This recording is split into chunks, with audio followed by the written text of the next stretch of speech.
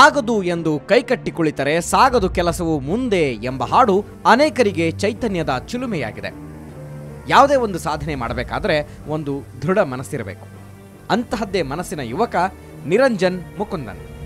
ಬೆಂಗಳೂರಿನ ಈ ಹುಡುಗ ಐವಾಸ್ ಗೇಮ್ನಲ್ಲಿ 4 ಪದಕ ಗೆಲ್ಲುವ ಮೂಲಕ ಮಹತ್ವದ ಸಾಧನೆ ಮಾಡಿದ್ದಾನೆ. ಮುಂಬರುವ ಪ್ಯಾರಾಲಿಂಪಿಕ್ನಲ್ಲಿ ಚಿನ್ನ ಗೆಲ್ಲುವ ಗುರಿ ಹೊಂದಿರುವ ಈತ ನಡೆದು ಬಂದ ದಾರಿ ಮಾತ್ರ ನಿಜಕ್ಕೂ ಕಲ್ಲು ಮುಳ್ಳಿನಿಂದ ಕೂಡಿತು. ಬದುಕುವುದಕ್ಕಾಗಿ ಕಲಿತ ಈಜು ಮುಂದೊಂದು ದಿನ ಈತನ ಜೀವನದ ದಿಕ್ಕನ್ನೇ ಬದಲಾಯಿಸಿಬಿಡ್ತು.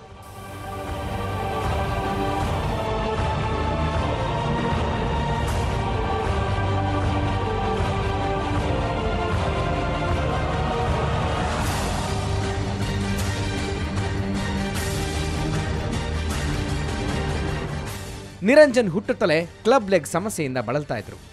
ಕಾಲಿನಲ್ಲಿ ಶಕ್ತಿ ಇಲ್ಲದೆ ನಡೆಯುವುದೇ ಅಸಾಧ್ಯವಾಗಿತ್ತು. ಕಾಲಿಗೆ ಶಕ್ತಿ ಬರಬೇಕಾದ್ರೆ ಕುದುರೆ ಓಡಿಸುವಂತೆ ಇಲ್ಲ ಸ್ವಿಮ್ಮಿಂಗ್ ಮಾಡುವಂತೆ ವೈದ್ಯರು ಸಲಹೆ ನೀಡಿದರು. ಅದರಂತೆ ಜಯನಗರ ಸ್ವಿಮ್ಮಿಂಗ್ ಪೂಲ್ಗೆ 8 ವರ್ಷದವನಿದ್ದಾಗ ಮುಕುಂದನ್ ಸೇರ್ಕೊಂಡ್ರು.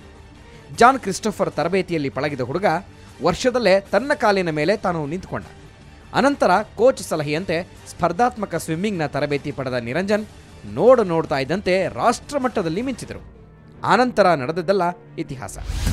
ನನ್ನ ಕಾಲ್ ಸ್ಟ್ರೆಂತಿಗಾಗಿ PM ಸ್ವಿಮ್ಮಿಂಗ್ ಪೂಲ್ಗೆ ಬಂದಿದ್ದು ನಾನು. ಯಾಕಂದರೆ ಡಾಕ್ಟರ್ಸ್ ಹೇಳಿದ್ರು ಈ ಥರ ಕಾಲು ಇನ್ನೂ ಸ್ಟ್ರೆಂತ್ ಬರಬೇಕಾದ್ರೆ ಹಾರ್ಸ್ ರೈಡಿಂಗ್ ಇಲ್ಲ ಸ್ವಿಮ್ಮಿಂಗ್ ಹಾಕಿದ್ರೆ ಅವನಿಗೆ ಕಾಲಿಗೆ ಸ್ಟ್ರೆಂತ್ ಜಾಸ್ತಿ ಬರುತ್ತೆ ಅಂತ. ಆವಾಗ ಇಲ್ಲಿ PM ಸ್ವಿಮ್ಮಿಂಗ್ ಪೂಲಿಗೆ ಬಂದಾಗ ಇಲ್ಲಿ ಹೆಡ್ ಕೋಚ್ ಜಾನ್ ಕ್ರಿಸ್ಟೋಫರ್ ಅಂತ ಅವರು ನನ್ನನ್ನು ನೋಡಿ ನಮ್ಮ ಅಪ್ಪ ಅಮ್ಮನ ಕರೆಸ್ಬಿಟ್ಟು ಇವನೇನಕ್ಕೆ ಬರೀ ಫಿಟ್ನೆಸ್ಗೋಸ್ಕರ ಹಾಕ್ತೀರಾ, ನೀವು ಕಾಂಪಿಟೇಟಿವ್ ಟ್ರೈನಿಂಗ್ ಹಾಕಿದ್ರೆ ಇನ್ನೂ ಅವನ್ನ ಚೆನ್ನಾಗಿ ಶೈನ್ ಮಾಡ್ಬೋದು, ಅವನ್ನ ಇಂಟರ್ನ್ಯಾಷನಲ್ ಲೆವೆಲಲ್ಲಿ ನಾನು ತಂದು ಕೊಡ್ತೀನಿ ಅಂತ ನಮ್ಮ ಅಪ್ಪ ಅಮ್ಮಗೆ ಹೇಳಿದರು ಅವರು. ಮಗ ಅಂಗವಿಕಲ, ಕೆಲಸಕ್ಕೆ ಬರದವನು ಅಂತ ನೆರೆಹೊರೆಯವರೆಲ್ಲ ಅಂದರು. ಆದರೆ ತಂದೆ ಮಾತ್ರ ಇದ್ಯಾವುದರ ಬಗ್ಗೆನೂ ತಲೆ ಕೆಡಿಸ್ಕೊಳ್ಳಿಲ್ಲ. ಮಗನ ಖುಷಿಗಾಗಿ ತುಂಬ ಕಷ್ಟಪಟ್ಟಿದ್ದಾರೆ. ಇದುವರೆಗೂ ಮಗನಿಗೆ 14 ಶಸ್ತ್ರಚಿಕಿತ್ಸೆ ಮಾಡಿಸಿರೋ ತಂದೆ ಮುಕುಂದನ್ ಮಗನ ಸಾಧನೆಗೆ ಬೆನ್ನೆಲುಬಾಗಿದ್ದಾರೆ.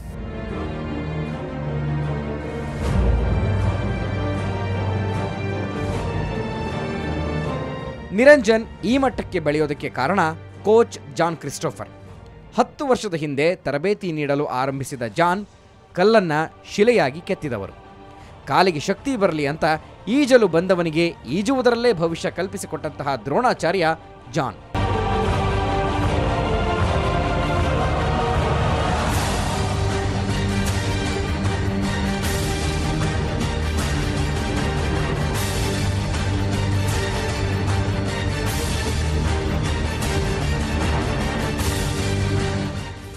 ಅಂಗವಿಕಲಿಗನಾಗಿ ಸಾಧನೆಯ ಶಿಖರವೇರುತ್ತಿರುವ ಈ ಯುವಕನಿಗೆ ಸಹಾಯದ ಅವಶ್ಯಕತೆ ಇದೆ.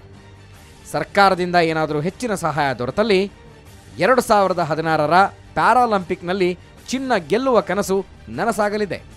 ರವಿ ಎಸ್, ಸ್ಪೋರ್ಟ್ಸ್ ಬ್ಯೂರೋ, ಸುವರ್ಣ ನ್ಯೂಸ್.